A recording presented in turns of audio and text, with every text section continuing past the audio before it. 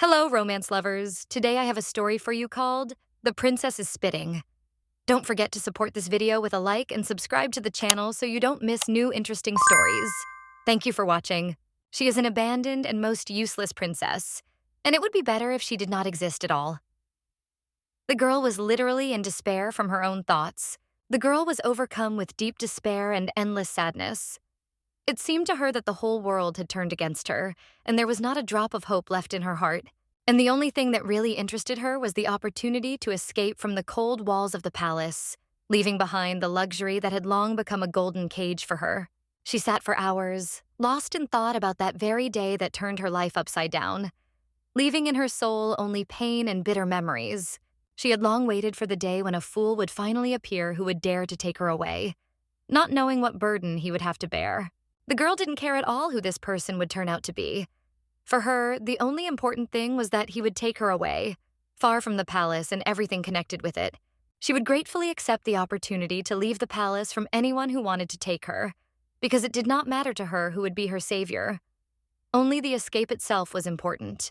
Suddenly, the girl's eyes widened in surprise when something unexpectedly appeared in front of her that she could not predict. But suddenly, a man with chestnut hair, delicate features, and wonderful brown eyes that seemed to reflect the whole depth of his soul appeared in front of her. He was attractive as hell, and this crazy man was called Joseph Patello, whose name sounded as unusual as his actions, full of surprise and audacity. 5 years ago, a man wearing a crown sat on a throne, and in front of him stood a girl by a wooden fence. Next to her stood another guy, and behind them crowded a crowd of people watching what was happening. She stands with a proud posture, her long silver hair softly framing her face with a determined and cold expression. Red eyes, full of reproach and severity, are fixed on the man in front of her. She is told that everyone claims the culprit is Highness Aristana, but she knew perfectly well that her sentence was complete nonsense, invented by other, more evil and insidious people.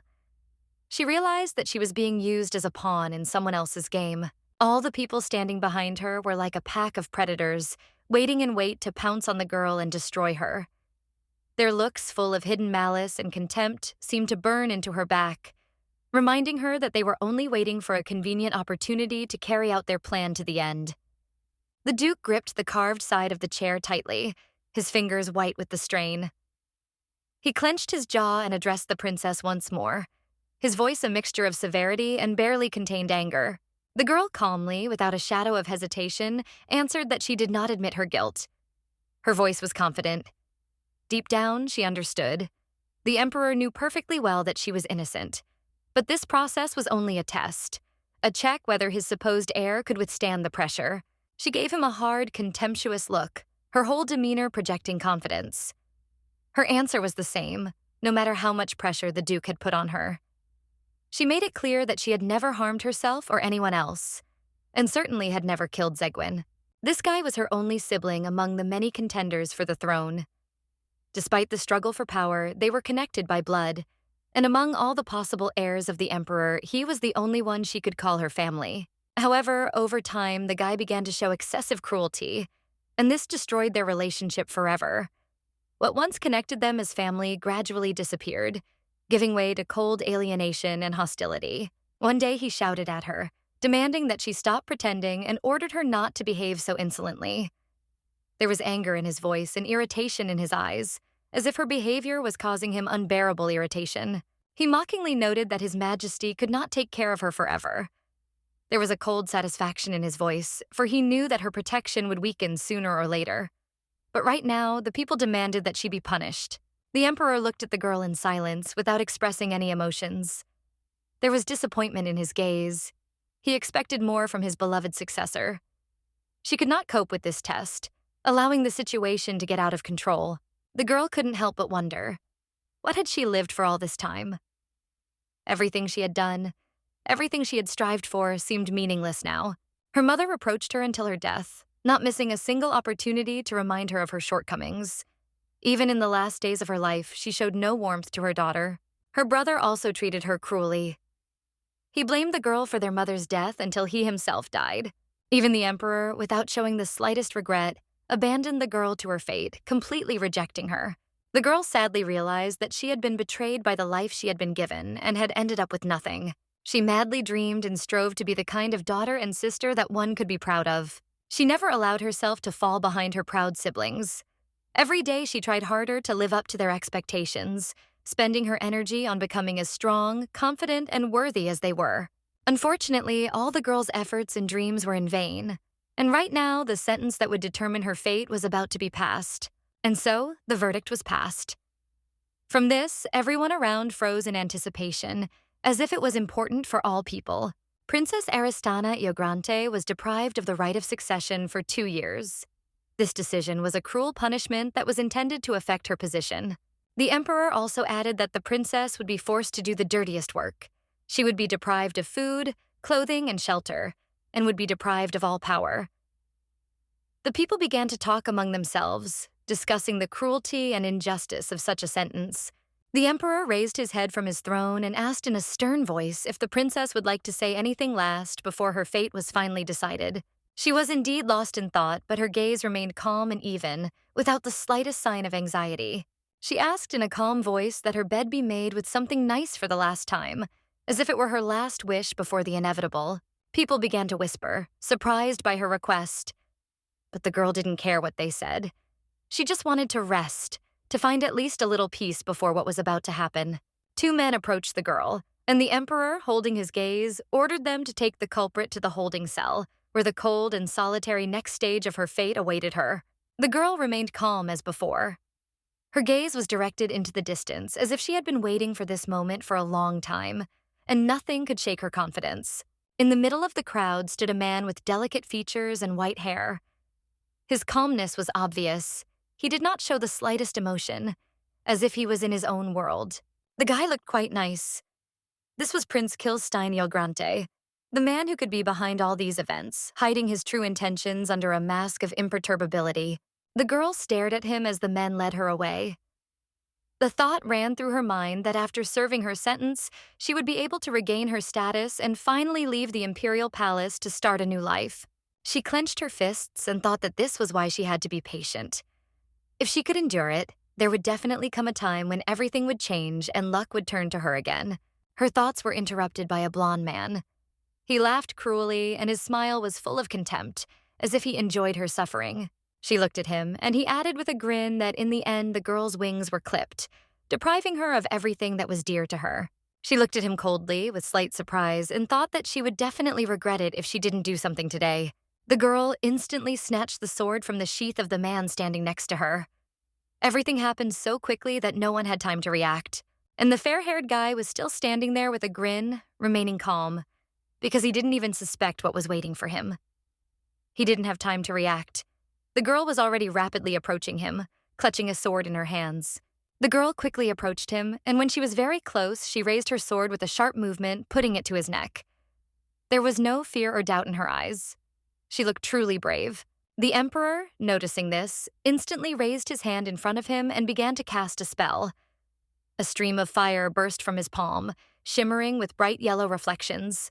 The sword slipped from the girl's hands and hit the floor with a loud clang, drawing even more attention to what was happening. Other men immediately ran up to the guy, but he continued to stand there with a grin, as if nothing had happened.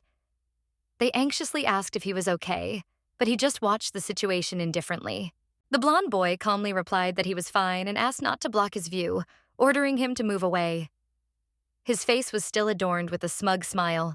The girl's arms were roughly twisted, and he only grinned and added that he wanted to look at his sister's pitiful face. The emperor shouted sharply, roughly giving the order to take the girl away. She was angry with herself because her plan had not been realized. The girl was angry with herself because in the end she behaved exactly as this blonde bastard wanted. Furious emotions were seething inside her, which made it unbearably hard and unpleasant. The blonde guy looked at the girl with a smirk and said in a mocking tone that she could come back any time. There was obvious mockery in his words. With the same mockery, he added that he would always wait for her. The girl, burning with anger, turned sharply and cast a last furious glance at him. The men led her out of the room, and the heavy doors began to slowly close. Behind them, still with the same smug smile, stood a blonde guy. The girl's hands were broken, and one of the men was trying to remove the heavy handcuffs that were restricting her movements. As soon as she was freed from the handcuffs, her hands regained their freedom and began to move faster and more confidently. They were in the stable. The girl turned around, glanced at the men, and without saying a word, moved forward. One of them, frightened, realized something and extended his hand to her. The girl looked at the men in fear, not understanding why she was in this place. This was a stable. Was she really going to have to live here? The doors began to close slowly, and the man in the doorway, grinning, said that she could now settle here. Now, a fair-haired girl with red eyes was standing in the stable. She was fiddling with her hands, which were aching from the heavy handcuffs, and her face was sad. And she was the former princess. The girl raised her head in despair and began to look around the surrounding area, trying to figure out what to do next. It was strange for her to hear the word rule, because mice and rats crawled in this place, and thick cobwebs hung on the ceiling, creating an atmosphere of neglect and abandonment. Suddenly, she heard the sound of boots, and someone called out to her, saying that she had finally arrived. An old man stood in front of her and ordered her to bring water and clean up. He looked very old, with a thick, almost floor-length gray mustache that gave his face a stern expression. The girl stood at the well, trying to lift a bucket of water. All her efforts were concentrated on every muscle, as if she was absorbed only in this work, forgetting about everything else. She picked up the bucket and thought. Everything that was happening was familiar to her. In the imperial family, relationships change like gloves, and this situation in which she found herself was far from surprising. The girl began to pour water from the bucket and thought. Only a few days had passed, but it seemed to her that the emperor's love had been a lie from the very beginning. She took the stick in her hands and continued to think. The girl always tried her best to earn recognition, sincerely appreciating the kindness of those who were near her. But on the very day she was tried, injustice awaited the girl. Despite all her efforts and support, no one took her side. The girl grinned, thinking with a hint of mockery. Kilstein, the fair-haired boy, would probably like to see her in such a state, helpless and humiliated. It was a dark night outside, and the moon shone brightly through the window. The leaves of the trees rustled softly, creating a feeling of silent silence. The girl, exhausted, sat on the bed, lost in thought. She had asked to at least be checked in normally to have a comfortable bed, but it seemed no one was listening to her. Under the old blanket, everything was black, like her clothes. The girl heard a strange sound and did not immediately understand what had happened. She turned around, trying to figure out the source of this noise. Someone came up to her and, slightly opening the door, said that it was already dinner time. On the floor was a wooden tray with a piece of black bread, clearly not fresh, a wooden spoon, and a small bowl of translucent soup. The girl looked at her dinner with confusion and surprise. Anger was burning in her eyes. She could not understand why she had to endure such humiliation. She slowly took a piece of stale bread and thought. The thin soup was also far from pleasant. She had no words to describe it. She was terrified, realizing that she had hit rock bottom. This feeling made her feel even more unbearably heavy and unpleasant. It was a beautiful day outside. The sun was shining, filling the world with warm rays, and the sky was clear and blue. A light breeze playfully rustled the leaves of the trees, and the birds seemed to be enchanted by this beauty, soaring in the air. The girl was standing again with a stick, most likely it was a mop. She was puzzled, something was bothering her, and this feeling did not give her peace. The old man came closer and said that he had finally found her. The girl calmly looked at him, still holding the mop in her hands. Her clothes were getting worse and worse because she had been wearing the same outfit for a long time. He asked the girl to get rid of the weeds near the palace. She thought, there were too many of them, and the grass grew endlessly. But with a slight smile, she agreed to carry out the old man's task. She looked calm, and her red eyes shone with joy, which gave her a strange pleasure. The old man was surprised by the girl's behavior. He did not understand her joy and could not understand her smile. Standing with a gloomy expression, he thoughtfully thought about this. He even began to think that the girl had gone crazy, because the scissors were left in the old room, and she had not taken any weed control tools with her. The girl walked slowly towards the palace, thinking about the weeds, coughing from time to time. The sky was clear and blue, but her clothes clearly looked tattered and worn. The girl began to light a match, thinking. Did she really need to get rid of everything that was holding her back? Some kind of plan was growing inside her, which she was gradually hatching. She lowered the match and thought how wonderful it would be if the fire spread further. She closed her eyes and tried to relax, immersing herself in her thoughts. She looked at the castle and thought how good it would be if this match could burn everything around, including the imperial palace. There was no regret in her eyes, only determination. The girl stood motionless when a man ran up to her. He exclaimed in surprise that a fire had started, adding that some madwoman had set fire to the imperial lands. They immediately shouted to catch her and ran up to her. Grabbing her hands, despite her attempts to escape, they did not let go. The girl's hands were tied and she was put on the square. Turning to the gentleman, they reported that this woman had lit a fire and tried to justify herself by claiming that she wanted to get rid of weeds. The emperor looked at her with surprise, not understanding why this girl was always getting into trouble. In a cold tone, he asked if she did it on purpose. The girl looked down in disappointment and, with a hint of despair in her voice, asked what difference it made to him, since he wouldn't believe her anyway. The emperor froze as if he didn't know what to say. He hadn't expected such an answer from the girl because he had hoped to hear excuses that never came. The blonde looked upset and confused. The emperor picked up a document and began to read. According to the report of the chief chamberlain, it looked like an accident that occurred during the performance of duties. The emperor told the girl to wait for further instructions after reporting to the palace. She silently turned around and began to leave. The girl was lying on the bed, completely immersed in her thoughts. There was someone sitting behind the door. The silhouette clearly belonged to a man, but she did not notice it. But the girl still guessed who this guy was. He was sitting by the door, leaning against the wall, sleeping. It was part of their decision to keep her under surveillance for 2 months. The girl thought that it happened almost unnoticed. Now she no longer had to hold back, and perhaps this even made her happy. The girl lay there, lost in thought. She didn't know what to do next, but she decided she would try one more thing. All she could do was wait, and then came the day when her plan began to come to fruition. She released the horses, and this was immediately noticed by the people who rushed to catch them. The girl stood in front, and behind her was the man assigned to watch her. Not knowing what to say, he just said, "Let her do her job properly." There was concern in his voice. Suddenly someone shouted, "What is that smell?" But their attention was immediately drawn to the wooden wall of the stable, on which was written in blood, "Never stop. Follow your inspiration." No one could figure out who did it. That's where our heroine ended up, remaining remarkably calm, while the men around her were completely confused, not knowing how to react. This turn of events was a complete surprise to them. Half a year passed, and the gray-haired man again addressed the one who was watching the girl. He was about to express his thoughts on what she had done again, but his words were interrupted, and he froze before he could finish the sentence. He shouted at him to stop and just ignore the girl, because this was not the first time. They were tired of her antics, but they had no other solution to the problem. He added that there had been many times when the wretch had caused them problems, and the girl lay on the hay in her dirty attire, absorbing all the words about herself. She had neither regret nor sadness. It was as if she was tired of the world around her. The girl, after a long time, nevertheless accepted her role as a loser and began to live much more carefree, which made her life much easier. New thoughts came over the girl, and slowly rising from the hay, she felt how particles of grass were sticking to her hair and clothes, which she had not changed for a long time.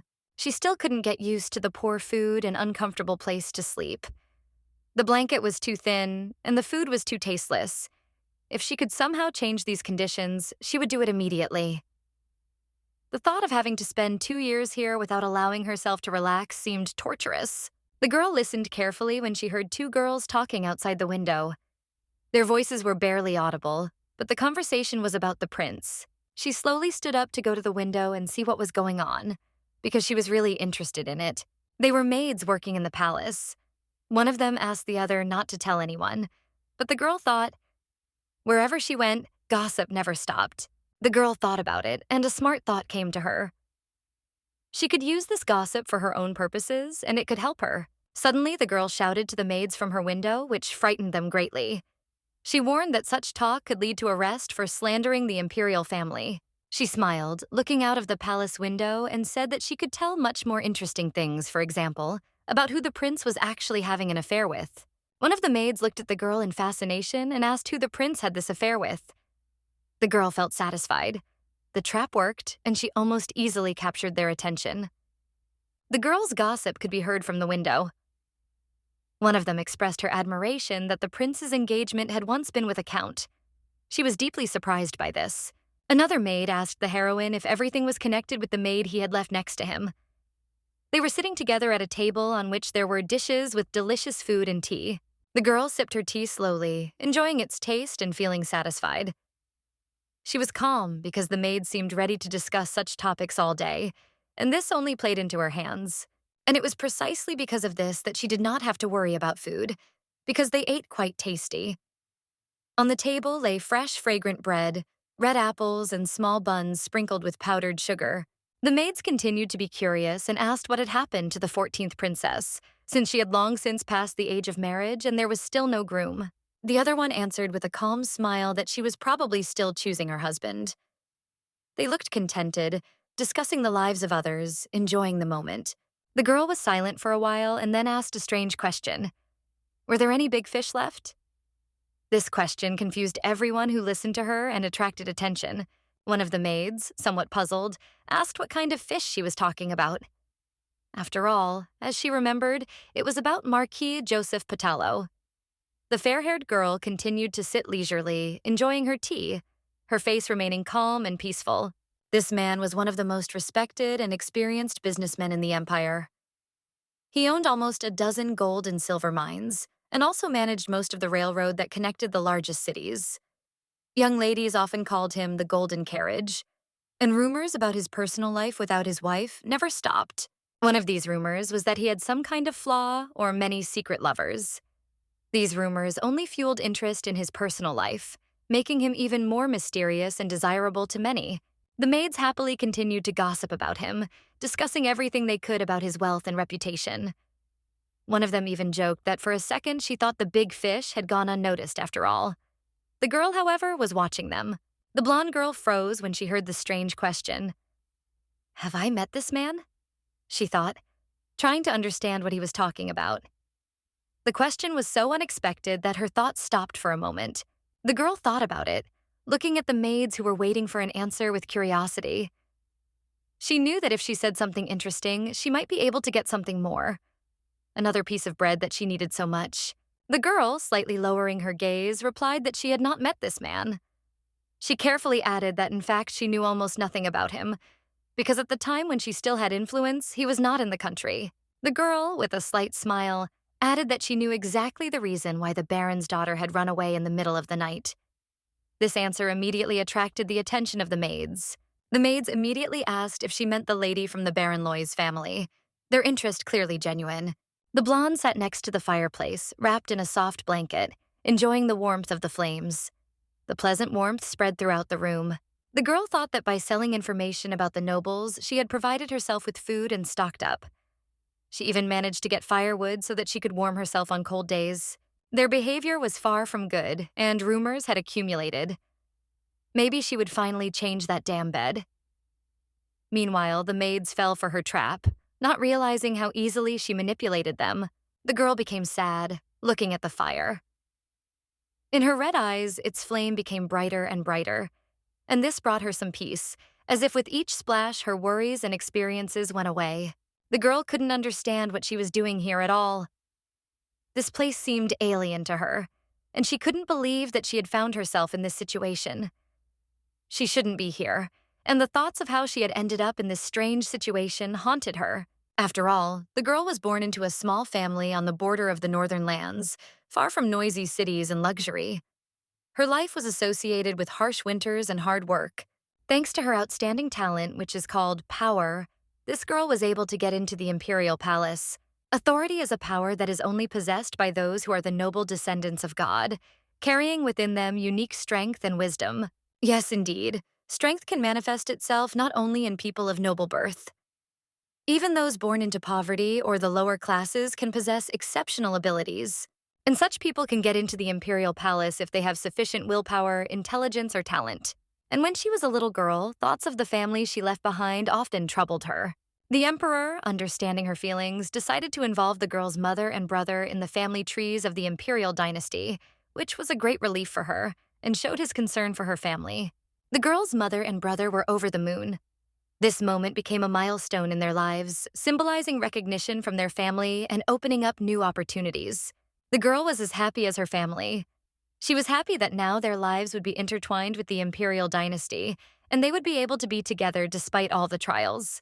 The girl felt that her efforts sometimes did not bring the desired result. She thought that she could create comfort and happiness for her family, but her mother increasingly shouted at the maids, which upset her. This was not the atmosphere she dreamed of creating.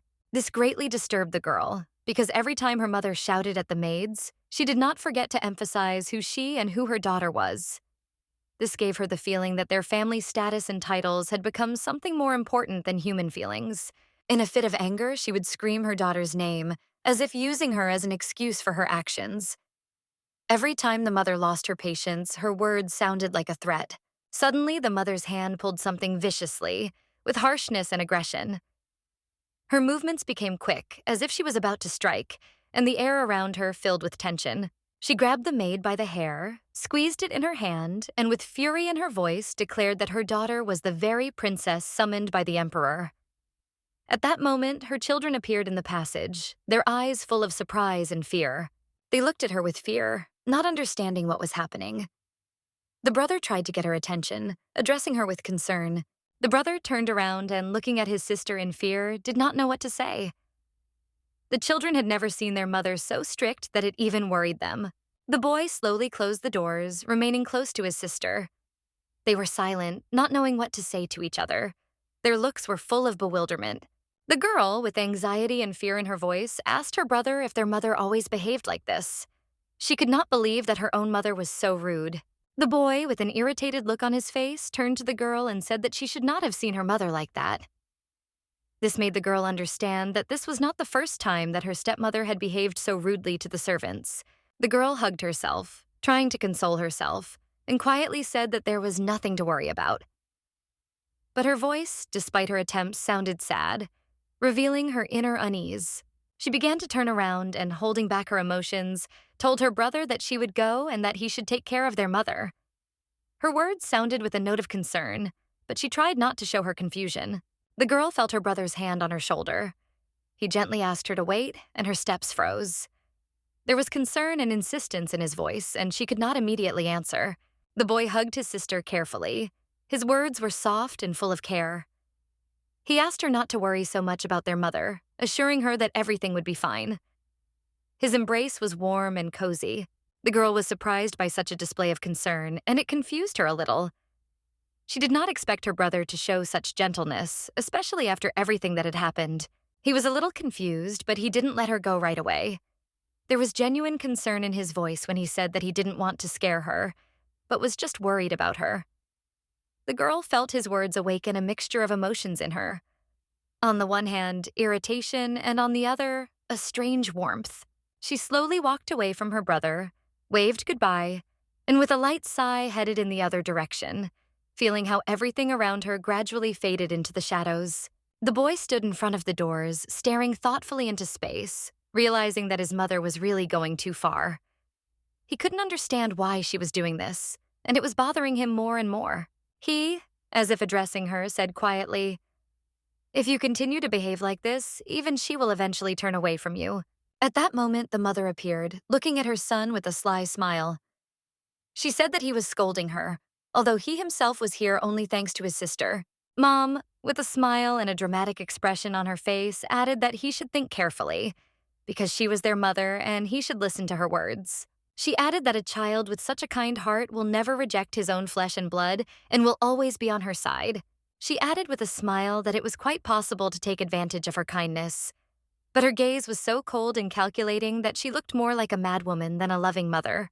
The girl recalled her childhood with sadness, as if each memory was connected with the worst moments of her life, which left a shadow on her soul. While she was making every effort to please the emperor, events were happening behind her back that were far from what she could have imagined. Her birth mother, using her newly acquired power, committed evil, stopping at nothing. The girl, in turn, sacrificed her life for the sake of her family, hoping that her efforts would be appreciated and she would become a recognized successor.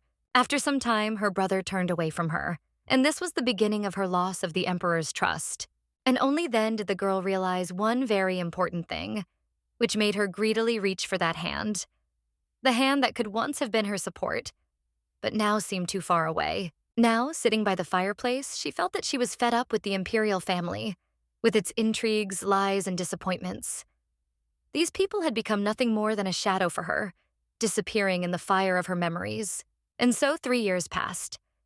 The girl sat in the palace on a purple sofa, lost in thought. Outside the window was wonderful weather, a clear sky, a light breeze, and soft rays of the sun playing on the green leaves of the trees. She was dressed in a beautiful outfit, a long skirt decorated with soft fabrics, a beautiful belt that emphasized her waist, and a white blouse that added airiness and lightness to her appearance. Her face was calm and confident. Her eyes, like red rubies, stood out brightly against her serene gaze. Her long hair fell on her shoulders, flowing softly, creating an impression of lightness and elegance. The maid came up with a slight bow and addressed the girl respectfully, calling her princess. Her tone of voice was soft but full of respect, as if every word was saturated with admiration. The maid, holding a bucket in her hands, modestly asked the princess to leave the room for a while to clean. Her voice was polite and unobtrusive, as if she was trying not to disturb her mistress's peace. The girl nodded calmly. The girl, without the slightest hint of discontent, stood up from the sofa. Without a word, she headed for the exit, giving the maid the opportunity to do her job. The maid stood frozen in place, not moving. Another, noticing her stillness, came up and asked why she was standing there instead of continuing her work.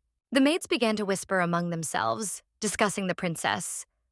One of them expressed interest, wondering what she was thinking about as she sat by the window, lost in her thoughts. One of the maids added that the princess was being called a disgrace to the imperial family, and these words remained in the air as she seemed to walk away. At this point, it seemed as if the princess herself could hear these conversations. One of the maids, noticing the wariness, fearfully asked not to speak anymore because the princess could hear. However, the other did not care, and she continued to gossip, not paying attention to the possible consequences. The maids continued to discuss how the princess lived here as a parasite, getting everything without any effort. But the girl actually heard everything. She stood in the shadows, her red eyes sparkling. The girl began to wonder if they were telling the truth. Her thoughts became cloudy, and she felt the pain of realizing that her life had really become the way they described it. After spending 2 years in the stables and then returning to the palace, she spent a whole year in a void, without a clear purpose or direction. Everything she had experienced left her in a state of confusion, and she could not figure out where to go next. After such a miserable existence, unable to even shed a tear, the girl Aristana Iogrante, once a mighty heiress of a majestic nation, was completely forgotten. Her name became only an echo in the empty corridors of the palace, and her fate was like darkness that swallowed the light of her former greatness. The girl thought about how everything had changed in just 2 years. The emperor no longer even thought of returning power to her, as if her existence had become completely indifferent to him. The emperor had no intention of returning her power in the distant future, when the girl would no longer be of any value. For a powerless member of the imperial family, the palace becomes a living hell. The girl, feeling her strength draining, stood next to the dove's cage, watching as everything around her was destroyed in the struggle for power. All she had left was to get out of here before she finally lost everything that had once been important to her. Even if you are a noble of low birth, you are still part of the imperial family. Wherever you are, you cannot escape. It is a place where you see no way out, and you remain bound to its chains until death. The girl looked at the bird and thought that, like this little soul, she could not fly as she pleased. Her freedom was limited, like that of this bird in a cage. She walked with heavy steps to the window, peering into the misty distance. Thoughts flashed in her eyes about how she would like to escape beyond these walls, like a bird striving for the sky. The girl slowly opened the cage door, and the bird, easily spreading its wings, broke free, disappearing into the sky. She stood and watched her flight, feeling something in herself like a desire to break free from the shackles that held her back. The girl carefully put the cage back on the table and thought about it. She had had enough of the dreary monologues about her life. She tried to steel herself for the fight like a tragic heroine and looked for a way out. If she couldn't leave of her own free will, then at least she had to be thrown out. The maid knocked on the door, and the girl, without wasting any time, immediately invited her in. The maid said that there would soon be tea and offered to help with the preparations. The girl seemed to be in a stupor, not immediately reacting to the maid's words. The maid, noticing her silence, added that she would soon have to go and, slightly confused, looked at her with confidence. The girl had long known the importance of this elegant afternoon tea. It was always conducted with sophistication, in strict accordance with tradition and expectations. This is the time when the Empress holds important conversations with the 20 contenders for the throne. At these moments, everyone tries to demonstrate their merits, intelligence, and loyalty. This is the time when you can meet with brothers and sisters who are usually hard to find. Everyone in the palace gathers together and, despite their busy schedules, finds an opportunity to exchange news. The girl suddenly froze as if confused. Her gaze darted to the doors. The room became somehow quieter, as if something or someone had disturbed her thoughts, tearing her out of her usual state of peace. Next to the girl sat a dark-haired beauty, whose curls fell over her face, hiding her expression. She looked at the heroine with obvious irritation, and her eyes expressed displeasure. The girl reflected that after her brother's death, this event became especially unpleasant for her. Most of the members of the imperial family despised her, and she felt how cold looks and arrogance surrounded her. The girl couldn't help but raise her voice to the maids. She shouted angrily that the cookies had become dirty and demanded that they bring new ones immediately. The heroine, with cold determination, asked if she wanted to throw away the cookies and threw them down with irritation. Her gesture was so unexpected that it surprised and angered the neighbor, who could not even contain her anger. The girl didn't care that she was ranked 20th among them. She was determined to move forward, regardless of status and position. Suddenly, her attention was drawn to the sound of someone hitting a glass with a spoon, attracting the attention of everyone around. It was the Empress who asked everyone to give her a moment of attention. Standing near her throne in a chic outfit, she said she first wanted to thank all the successors for taking the time to come to tea. The Empress said that she would end the meeting with this. She was glad that everyone had gathered together and had a good time. She reminded everyone that it was important not to forget what was being discussed. In response, one of those present asked her to be more precise in her wording.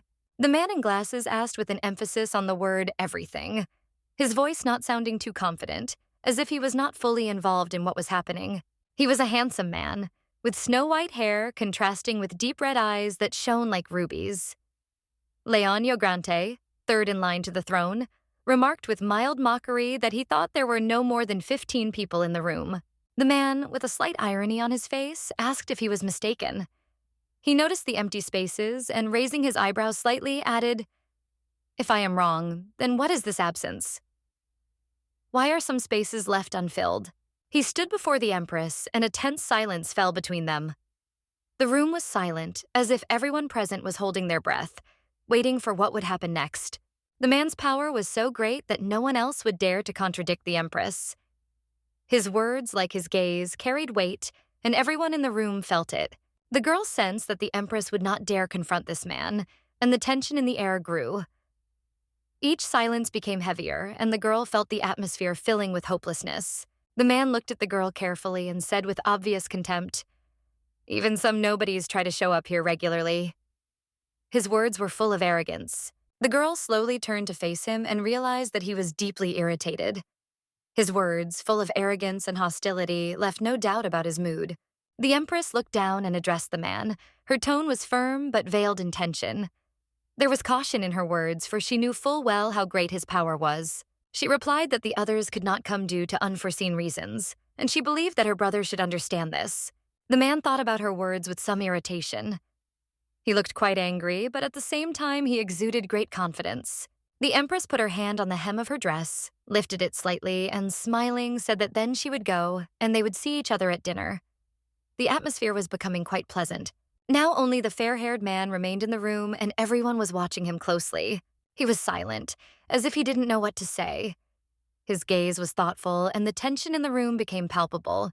The man headed for the exit and said it was a disgusting meeting, unable to hide his disappointment. As he was heading towards the stairs, his brothers ran up to him and began to persuade him not to rush to conclusions, reminding him of the importance of dinner and family obligations. One girl noticed with irritation that they were behaving like dogs, patiently waiting for their master to get up.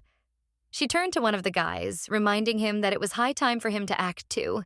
The man stood up from the table, his face contorted with anger, and he muttered something under his breath, clearly in no mood to discuss further action. He walked up to the girl who had recently been called the disgrace of the imperial family, looked at her, and quietly said her name. The girl raised her head, her eyes meeting his, full of discontent and tension. His hand went up and he screamed with fury in his voice.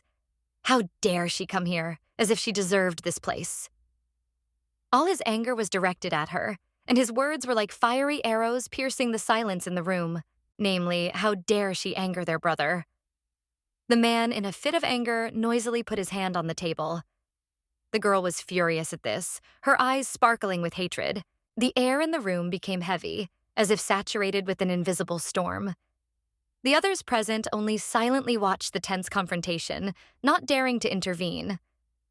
The man clenched his fists. His lips trembled. She hadn't expected such an accusation, but instead of hanging her head in resignation, her eyes flared with indignation. There was no disappointment, only anger, seething inside like a flame ready to burst into flame. But the girl just calmly raised the cup to her lips and took a leisurely sip as if nothing had happened. She had already decided for herself. It is worth arguing only with those who are worthy of it. And this person is definitely not that case. The man glared at her, a mixture of anger and bewilderment. He couldn't understand why she was so calm, why her face remained so serene, as if his anger was nothing more than a light breeze. The man was losing his composure more and more. His voice was getting louder, breaking into a scream. He demanded an answer, not understanding how he could be so brazenly ignored. But the girl remained unperturbed. Suddenly, the man reached out his hand towards the girl's cup, as if he intended to take her drink. He looked insistent and confident, but his actions only increased the tension in the room. He abruptly snatched the cup from the girl's hands, and the hot tea spilled onto the floor with a loud sound. The cup crashed onto the tiles, but the girl did not react. She only sighed and meekly watched her drink spill, expressing neither anger nor surprise. The girl slowly turned her head in his direction and, with a cold and calm expression on her face, said, addressing him in a slightly annoying tone, "So what did you want to tell me?" She added that she just sat there and didn't even say a word. "So what's the problem?" she asked casually. The man glared at her, clearly getting even angrier. He started shouting, accusing her that it was only her fault that her brother would do this, that she was the reason. Suddenly, his gaze turned straight to her, and his face twisted in anger. The siblings usually stayed away, watching the quarrels with restraint, enjoying the spectacle. However, the man could not stop and continued to shout. He said that if it were not for this girl, the brother would never have hated them. Suddenly, a woman in a dress approached the man and, turning to him, asked him to calm down. The woman smiled and asked the man why he said that she was not at all to blame for this. It was the 14th Princess Nella Ionrante. The woman said that the girl's very existence was an eyesore, and that was why their brother was so angry. The man said that this was a very good conclusion, and the woman added that he should not pay attention to useless things. The girl slowly got up from the table, and it seemed that she would destroy everyone with her gaze. She thought that every time it was the same, and how could everyone around not get tired of it? The man turned to her, smiling calmly, and said that she was the third disgrace of their family. If she had been in her right mind, she would not have come here today. He started laughing and teasing her, but the girl didn't care. She decided to leave because she wasn't interested in listening to other people's opinions. The woman, seeing this, immediately shouted to her brother that the girl was leaving. Suddenly, her face changed. It became frightened and somehow strange. The brother, seeing this, exclaimed in surprise. They could not understand her behavior because they expected rage from the girl, but she simply decided to leave. Suddenly, a hand was placed on her shoulder, forcing her to stop. The girl froze, waiting for words. The man mockingly said that she was an impudent, ill-mannered girl. His words were cruel and insulting, but the girl remained calm, not giving in to her emotions. The girl reached for the teapot and asked with a cold smile if she should explain why the third prince was frowning at her. Her tone was unusual, and it made everyone in the room freeze in anticipation, but the girl couldn't stand it. She turned around, picked up the tea, and, without thinking, splashed it on the man who had been trying to anger her for so long. The man looked at her with a frightened and angry look, because this act was a complete surprise for everyone. The quarrel continued. The man with spilled tea on his head angrily asked how she dared to do such a thing. But the girl did not back down and remained calm. She did not care what others thought. The man, dumbfounded by her action, instantly found himself on the floor.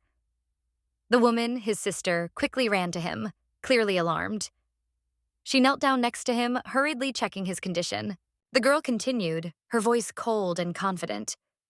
She said that if we look at the situation from the third prince's point of view, then for him, all those who do not obey his will are equivalent to insects and parasites that must be destroyed. The girl chuckled, her words filled with sarcasm. She asked with a hint of irony if the third prince didn't think it was fun for him to watch the worthless people criticize each other, engaging in empty arguments. The girl added that next time the man should talk to the third prince before he decided to leave, and her words sounded like a challenge. This made him grit his teeth and hold back, although it was clear that his anger was gradually growing. The girl, thanking him for his attention, turned around and started to leave, feeling satisfied that she had left everyone confused. The woman, meanwhile, hurried to the man, trying to help him up, but her face expressed obvious concern about what had happened. The man rose to his feet, muttering to himself that this girl was completely crazy. He could not understand how she could act so calmly and confidently, ignoring his words and actions. When the man saw the girl standing in front of him and looking straight into his eyes, he was at a loss. He did not know what to say. His anger disappeared, giving way to uncertainty. The girl, holding back her rage, grabbed the chair, feeling her hand squeeze the back. Her breathing became a little faster, and her gaze became increasingly cold and determined. She tried to collect her thoughts, not to let herself succumb to provocations, but her anger was difficult to contain. The man, noticing her aggression, froze in place, his eyes widened in surprise and concern. He did not know how to react, and internal panic began to grow.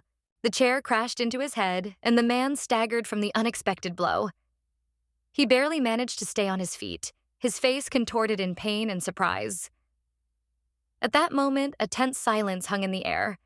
Everyone watched the girl, whose face reflected determination and anger. The girl calmly approached him, clapping her hands as if to emphasize that his actions had led to this. The man, still stunned, had difficulty understanding what was happening. The girl walked down the corridor of the palace, lost in thought. She knew that in this place there were separate bedrooms intended for the successors, where they could prepare for dinner or rest before important events. The girl slowly opened the door and, feeling relieved, thought that finally she would have the opportunity to sleep in a comfortable bed, away from the hustle and bustle of palace duties. The girl looked around the room, her gaze stopping on the luxurious golden elements, harmoniously combined with the deep red shades of the walls and furniture. There was an atmosphere of coziness and warmth, although everything was without unnecessary richness. She sat down carefully on the bed, feeling the softness of the mattress beneath her. The silence in the room was almost tangible, and at that moment she felt the tension gradually fading. She sighed, closing her eyes, trying to relax. Thoughts of the recent tea party and the turbulent events were still swirling in her head, but physical fatigue was taking over. The girl thought that even if she went to dinner, she would again encounter annoying people who would criticize and humiliate her.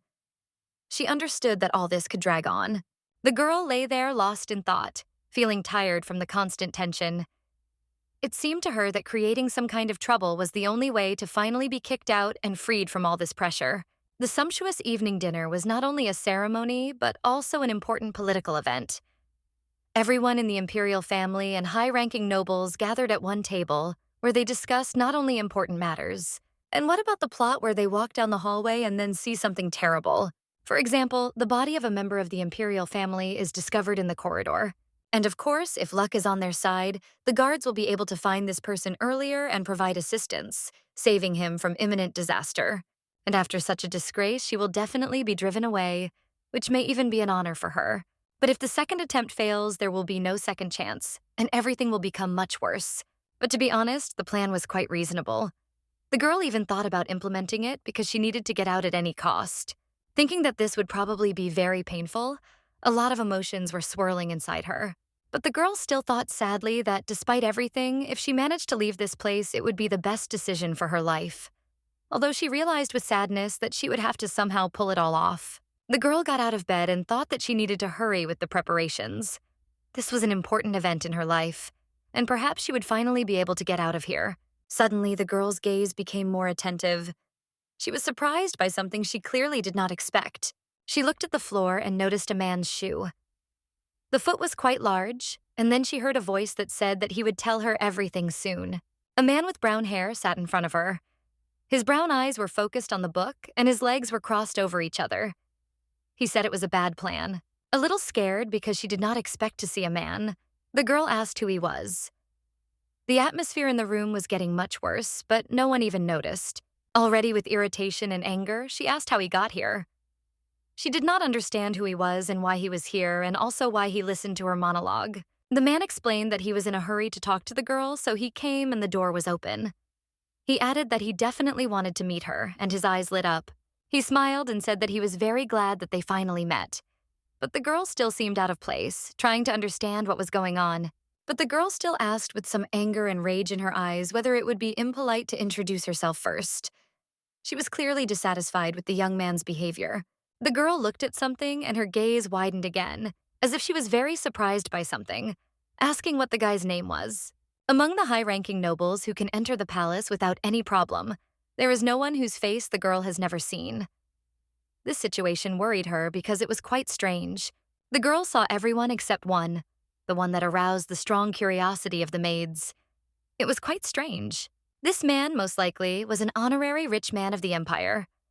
Marquis Joseph Patello, this man was exactly the one the maids asked about, trying to find out at least something from the princess. The girl was also worried about one more thing. She couldn't understand how the man knew about her plan if this was their first meeting. And she asked again if it was really him. The man with a sly smile answered that for him it was his father-in-law, that the girl recognized him. His voice was very pleasant and pleased the ear, but the girl clearly had no time for it. He took her hand gently. His touch was like a warm summer breeze, which sent a herd of goosebumps through the girl. He slowly knelt down and kissed her hand, turning to her and saying that he was happy to formally introduce himself to her. It was a wonderful, enchanting moment. He turned to her again and said that, unfortunately, he had paused a little, which made the girl freeze in anticipation of his words. He said in a stern and calm voice that the girl's plan was doomed to failure. These words clearly did not please the girl. Her face twisted. After all, she did not understand the man's behavior, but the girl did not lag behind and asked why the man suddenly appeared and said such things, which was very strange. There was tension in the room that did not give anyone peace. The man smiled slyly at the girl's question, because she asked what he knew. This guy was clearly hiding something, because he knew too much. The man sat the girl down on the bed and asked her to sit comfortably, because their conversation could drag on.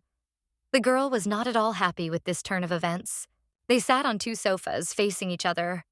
The man said that this plan would eventually lead the girl to the place of the Empress, but this was clearly not the life she had always hoped for. The girl clearly did not understand the meaning of his words about the Empress's place. She was surprised and frightened by this. The man added that the girl would decide to hang herself, but would fall face down, and there would be large scars on her chin and nose. His words sounded terrifying. The man thought that after this, the girl would be despised even more. Even those who had previously communicated with her would begin to distance themselves. These words frightened her very much. The man added that after that, she would go another way. But the girl had no idea what this road would be like. Shaitan explained that she would be torn apart by anger and would not hesitate to use forbidden methods to kill all of her doctors and sisters. He added that the girl would arrest everyone who laughed at her in the future and sell them into slavery or force them to do dirty work. The girl didn't know what to say. She just listened to the man, although everything he said sounded like complete nonsense. But it still didn't give her any peace. And in the end, the girl will receive the highest place. That is, she will become the only empress. He also did not forget to say that she would achieve all this with the help of the victims, whom she killed mercilessly.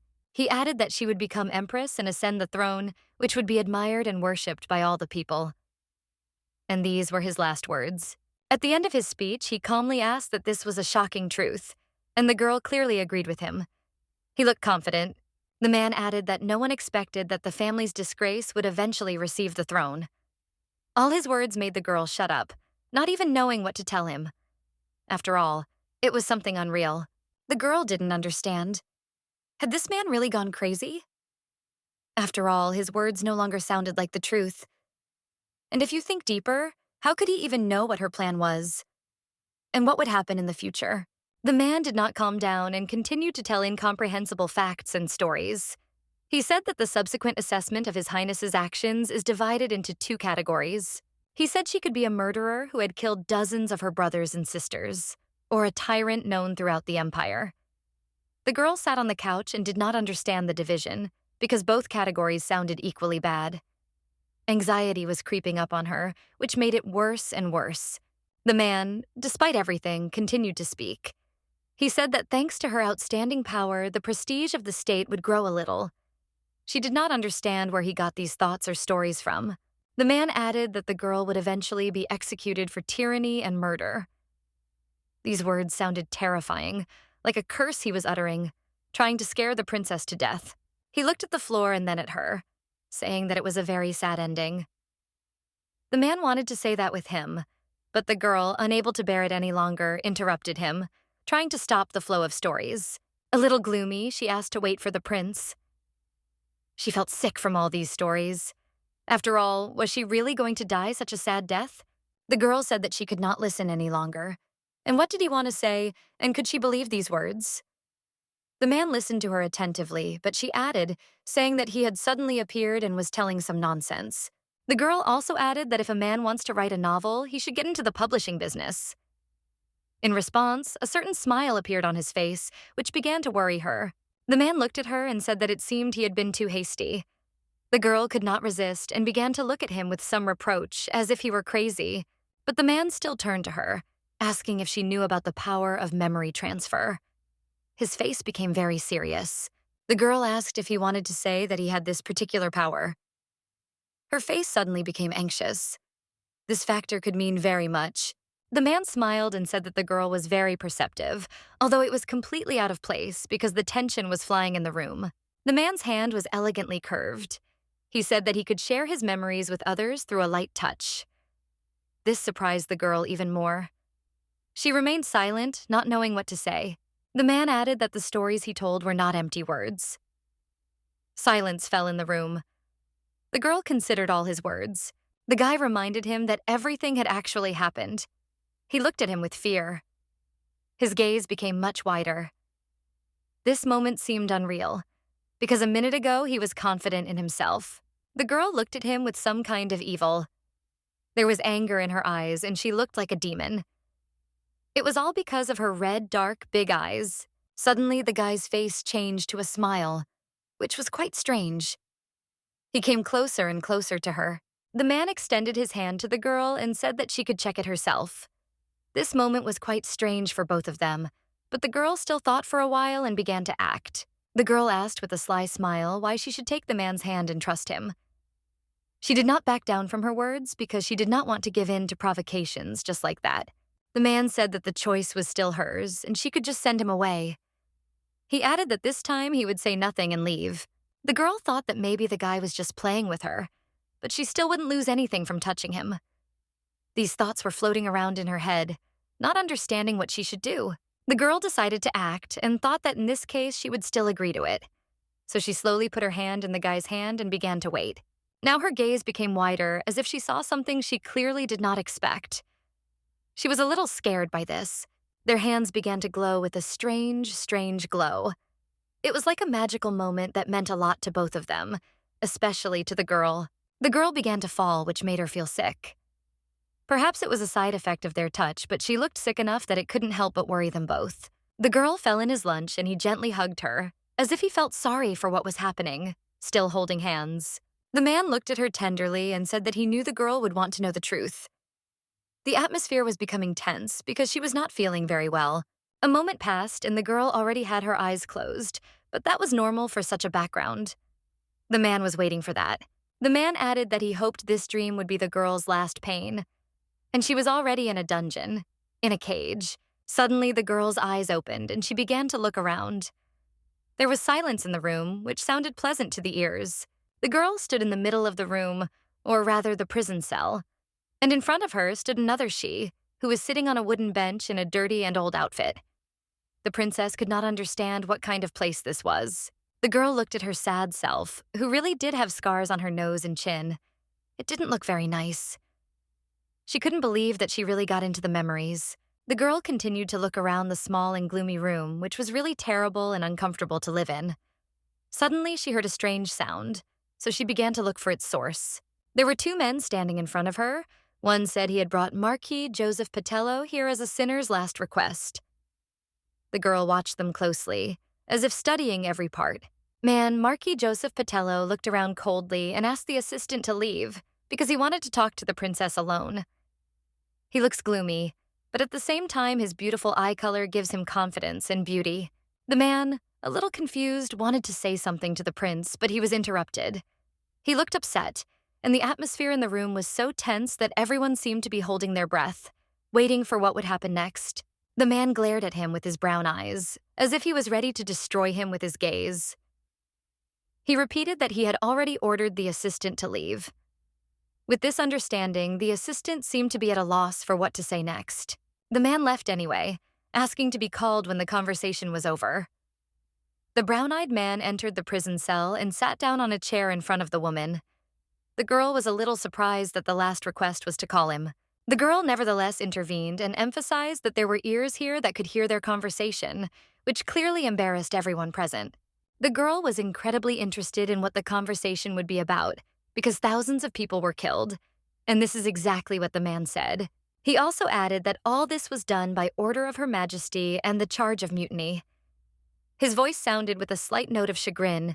The girl lowered her head sadly, as if she didn't know what to say. The situation was really dire, and she hadn't realized its full gravity before. The man, gritting his teeth in anger, asked the girl to say at least something. He sadly stood up and stood in front of the girl who was sitting on a wooden bench. The man looked quite sad, as if something was bothering him a lot. The guy slowly knelt down in front of the girl. Now he was on the same level as her. Looking into her eyes, he asked if he hadn't told her to drop everything and run away. The girl thought for a long time what to say. Without even raising her head, she apologized to the man. She had a rather sickly appearance. The scars on her face were like bitter memories of the past. Her clothes were all worn out and dirty. The girl watched and listened attentively to the memories that were given to her. This moment was very important for everyone. The man slowly lowered his head and in a stern but quiet tone said that he warned to beware of that person, which scared the girl a little. The man also added that the girl ignored his advice, and everything turned out exactly this way. But she still sat on the wooden bench and listened attentively to his words. The girl, after thinking for a while, managed to utter a few words. She asked for forgiveness again. Her scars made her look even more painful. The man replied in a calm voice that he had not come here to listen to the girl's apologies. The man looked around and saw a man who was persistently watching and listening to them. He thought about it and decided that if there were extra ears here, he could not tell the girl what he wanted. If a man were alone with a girl right now, he would promise to protect her even at the cost of his life. He extended his hand and she froze in place as if waiting for something. A light draft ran through the herd, but part of the man's body remained in place. He was still sitting on his knees and looking at the floor as if thinking about everything that was happening. And the thought came to his mind that someday the day would come when this oath would fly out of the man's mouth. The girl opened her eyes as if she had just woken up in a wet sweat. The princess looked very worried. Her eyes were very scared. The girl began to get up from the bed, and the man raised his head to the girl. Although earlier he had been reading a book, sitting on a chair near her sleeping place. The man raised his head and looked at the girl carefully, holding in his hands the book he had just recently read. In a calm voice, the prince asked if the princess had come to her senses. The girl rose up on the bed and now she was sitting on it. Holding her head as if she had pain there, she asked what she had done. The boy looked at her carefully, thinking about his answer. But in the end, he said that the girl turned the imperial court into a sea of blood. His tone at this moment was terrifying. The girl, frightened, began to take the hair from her face. In short, she could not believe everything that was happening. But the man did not feel sorry for the girl and continued to talk about her future. He added that the princess, that is, the heroine, killed innocent citizens of the empire. The girl, already with some anger, threw her hand away from her hair. And finally, having thought a little, she said that she still deserved to die. This answer was unexpected for the man. When she woke up and saw his face, the words he was repeating in his head came to mind. So her response to everything that was happening was exactly that. The man had already smiled and said in a friendly manner that he had been waiting for the day when he could meet the girl again, as if it were some kind of reward for him. The girl was scared when her hand was his. She was confused by everything that was happening because minutes ago she found out that he literally dreamed of her death. It was terrifying, but the man proved that even if death awaits in the end, he asks to be allowed to protect the girl until the end of her days. This moment was quite magical and even romantic to some extent. The girl's eyes widened in surprise when she heard that the guy had some kind of proposal and whether she would be able to listen to it. The girl asked about his words in surprise because she did not understand what this man could offer her. He had too sly a smile, and his brown eyes were directed straight at her. He said with a smile like a child that he wanted to help Her Highness. This act of the man was quite generous and, most importantly, from the heart. The girl asked what the reason was because she still didn't understand, even if those memories were true. After all, the princess had the same question in her dream. The girl asked if they were close enough to have such a conversation. And suddenly the atmosphere became much worse. Both of them felt it. The man looked at the girl very carefully, as if burning her with his gaze. He asked if she had ever dreamed of becoming an outstanding ruler, to which she replied that it had been quite a long time ago. He added that if Her Highness wished, he could turn the entire imperial palace into ashes. There was a smile on his face, as if he was ready to lay all the flowers at the girl's feet. The girl listened to his speech with fear. She clearly did not expect such an answer from him. Her eyes widened, and a small drop of water flowed down her cheek from the tension. The girl didn't care who she would become, a great ruler or even a tyrant. She only wanted to make sure that everyone survived. The man turned her to the world by asking her to make him her personal knight. This request was quite strange and unusual for such a person as him. The man with dark hair and golden eyes looks elegant and confident. His calm expression emphasizes his poise and reliability. The girl thought that she was a disgrace to the imperial family, as well as the most useless princess, and also a loser. But despite all this guy, who hundreds of women dream about, volunteered to become her personal knight.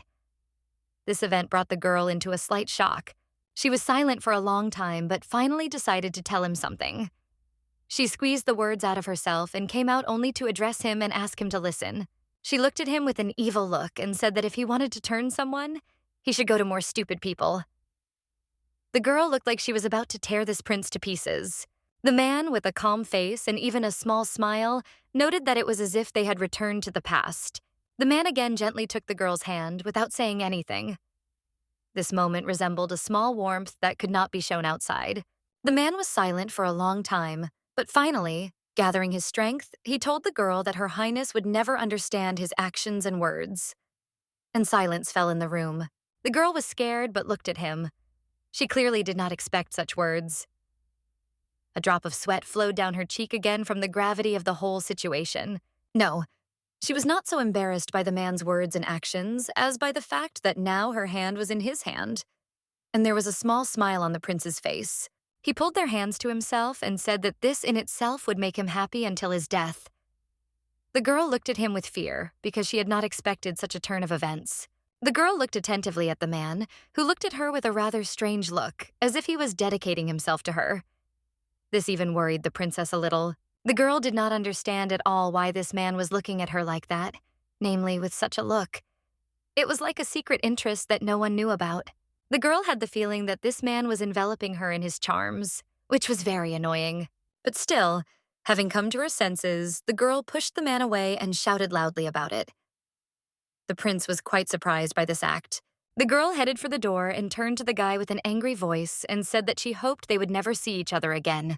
The girl loudly closed the door, but the man remained in the room as if waiting for something. The girl was disappointed because she had just wasted her time on this crazy man. She walked down the corridor because she was also late for dinner. Besides, the girl was very busy. Although the banquet was almost over, she would hear a lot if she didn't show up. She was not sure whether the future shown was real or not. This led her into deep confusion, but still the girl continued to think and, without hurrying, headed towards the door where the family dinner was taking place. And it is for her now that it is more important to take care of the present. And so, the girl found herself in a wonderful, majestic hall. Everything was done in white tones with elements of gold, which gave even more luxury to the room. The girl slowly walked through the doors, looking around. It was quite loud in the room. As soon as she entered the room, she heard people talking about how they had decided to marry someone to the count, which surprised her very much.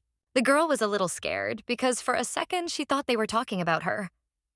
But what she realized was that she was not 16 at all, as the women said. The women continued to gossip. The girl heard that the marriage was approved by the emperor himself, and it seemed that the princess was simply sold.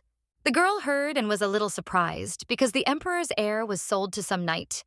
It was a rather rude and cruel act on his part. Having given up the fight for the throne, she has to ensure herself with her position in order to survive, since the emperor is indifferent to all children. And the princess had no face at all. However, instead of preserving her pride and staying in the palace, it would be better to be sold outside of this place. Suddenly, the girl heard someone talking to her. The girl heard someone calling her a rat. And once again, her beloved brother reminds her that she is a disgrace to the imperial family. But the guy continued to mock and said that he already thought that the girl realized her place and decided not to show herself to anyone. He also asked, mockingly, if she had fallen asleep in her room, judging by her appearance. Everyone around began to whisper and watch everything that was happening. The girl approached the waiter and slowly took a glass of champagne. No one could understand this sign. The man was very surprised when a glass of champagne appeared near his face. After all, he didn't even know what to expect from the girl. The girl asked with a smile what had happened, because she wanted to hand a glass of champagne to her brother, who had walked across the hall to greet her. She slowly began to drink her drink, turning to her brother. She said that he must have been waiting for her, that he immediately ran to her like a faithful dog.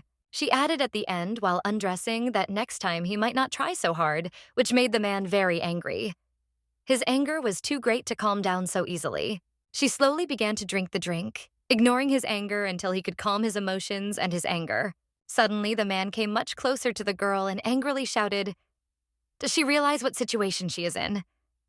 He is ready to tear her to pieces. Suddenly, a hand with a fan appeared between them, which they immediately noticed. He wanted to stop them and warn himself against a new quarrel in the family. Suddenly, she turned to the girl and asked her to respect her hierarchy. She asked how she could even talk to her own brother like that. There was a small smile on her face. The girl told her to support the dignity of the imperial family. After all, you talk too much about the one who galloped after her brother like a tail. She also added that the woman would have laughed behind the girl's back, as she usually does. And why stir up this stench at all? Everyone was shocked by the girl's behavior, because she had never behaved so rudely before, and especially when addressing older people. The girl's words made the woman furious, which was easy to notice. The happy sister became very angry and ready to tear everyone to pieces. The man also turned to the girl and told her to listen to the woman, because her arrogance must have a limit. The man looked at the girl and said that if she apologized politely, he would forgive her. But she replied that it was not her fault that his sister had bad breath. The woman, hearing the name-calling directed at her, started screaming, but the man immediately calmed her down.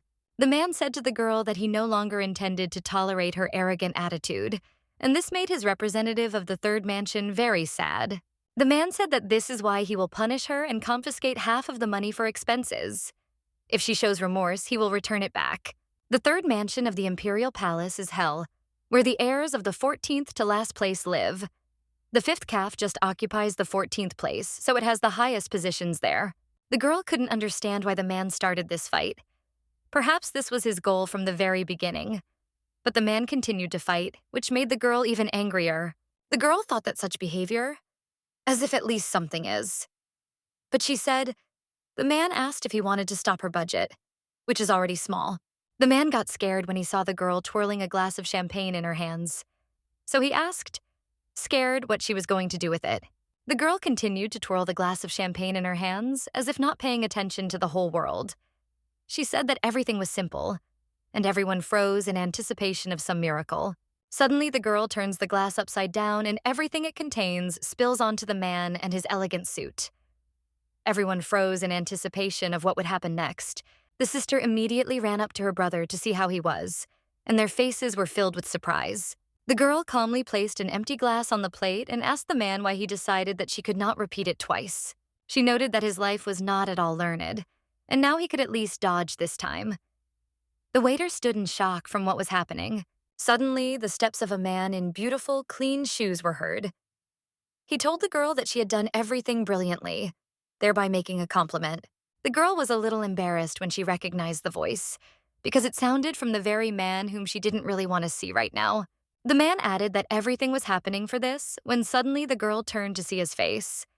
She had quite a variety of emotions, from hatred to anger. Suddenly, that same brown-haired, brown-eyed man stood up. He asked the girl if she had really left him and gone away. That was how he drew the attention of all the people to himself. The brown-eyed, brown-haired man and the girl stood in the middle of the banquet hall. Everyone was paying attention to them, as if they were at a fashion show. but the couple clearly didn't know what to do, so they just looked at each other with different emotions in their souls. The girl was a little confused, but with anger on her face and in her voice, she told the guy that she didn't want to see him anymore and had told him about it earlier. There was a little tension between them. The man scratched his chin and thoughtfully said that he had not heard the reason why the girl did not want to make him her knight. This was quite unexpected on his part, because there were too many people around them. Gossip started around the girl. Everyone gossiped about the girl and the man. Some thought there were some hidden motives because the heroine is a pretty vile person. Even the brother and sister began to gossip about the girl in surprise. They asked each other about their words. They were very surprised that this man volunteered to be the girl's personal knight, which was very strange for him to do. But still, in the end, he was refused. The girl looked at what was happening angrily and thought that she had not wanted this from the very beginning, and why she was now forced to listen to this.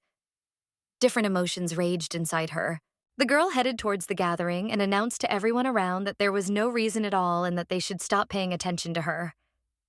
Everyone fell silent, waiting for something, but everyone was silent. The prince wanted to catch up with the girl when suddenly her brother stood in front of him. He laughed and said that he was apologizing for his sister. It might have seemed like he was making fun of the guy, but suddenly the man stopped laughing and in a calm tone told the prince that the girl had shown great disrespect towards him. The man added again with a slight smile that the imperial family also suffered from the problems the girl was causing. That's why he personally intervened to show her her place. The prince, listening to his words, asked why this seemed rather strange. Therefore, he added mockingly that he was trying to teach others what he himself did not know. The man looked angrily at the other and asked him to get out of the way. He looked very strange. His eyes literally sparkled with anger, which scared the girl's very good brother. It was a dark night outside. Leaves were falling to the ground from the wind. The girl stood on the balcony and looked into the distance, as if trying to discern or see something. The girl continued to look into the distance and enjoy the mystery of the night, when suddenly she heard the creak of the door. It was clear that someone was coming to her. The girl, without even turning around, understood who this person was. She asked him to stop pursuing her if he had not yet lost his conscience. The man with a calm voice replied that he was not stalking her at all. He was just her admirer. His face looked peaceful. The girl could not stand it any longer and turned to the man. She told him to stop so brazenly poking around in another person's soul. After all, she would not inherit the throne. The prince listened to her attentively. The man asked the girl in surprise if she didn't believe the convincing news about budget cuts. He knew it too. But she asked with a slight smile if it was important at all. She added that it would be strange for something like this to happen again unless rumors about the impudent princess who dared to refuse Marquis spread around the area and then began to leave. The guy, seeing that she was leaving, slowly grabbed her hand and again addressed her, forcing the girl to stand still. A small silence arose between them. He looked at her and said that he was saying this because he had personally been to the future and seen everything, pausing for a moment. The man looked tense but calm enough. He also held her hand and asked in a confident voice if he were to act as a fortune teller. Would the girl believe him, or was there something missing to become a personal knight? He looked at her attentively, as if enchanted by her beauty, but continued his speech, saying that if the girl was worried about what those people were saying, then suddenly the princess could not restrain herself and interrupted him. The girl asked if he wanted to say that the memories were real. And even if so, she would then ask if they were in a close relationship at that time. There was silence between them. The man slowly let go of the girl's hand and began to move away. After all, he didn't even know what to say to the princess. He added quietly and hesitantly that if that were the case, the man would be able to change the future at least a little. This moment was important for both of them. Each was waiting for the continuation. They stood and continued to look at each other, as if the whole world around them had frozen, leaving them alone with their own thoughts and feelings. The moonlight pouring through the high windows illuminated her graceful silhouette in a black dress with golden patterns, emphasizing every line of her image. The girl looked at the gloomy guy, and she was surprised by his facial expression, because she had never seen anything like it before. He looked pretty bad. His hair fell on his face, covering his eyes. But he seemed sad for some reason. The girl thought with alarm that it seemed that his words were not a lie at all, but it was still hard to believe. And if it was true, the power of transferring memories and the future shown were real. In that case, he really had been there. She kept thinking about the guy's ability. because it was quite unusual to see the future. She did not understand how it was possible. When suddenly she heard the sounds of people greeting the Empress, the girl decided to go out into the hall. She looked quite confused, and the Empress was already greeting everyone present when everyone was watching her. Dinner was almost over, and she had not expected the Empress to show herself.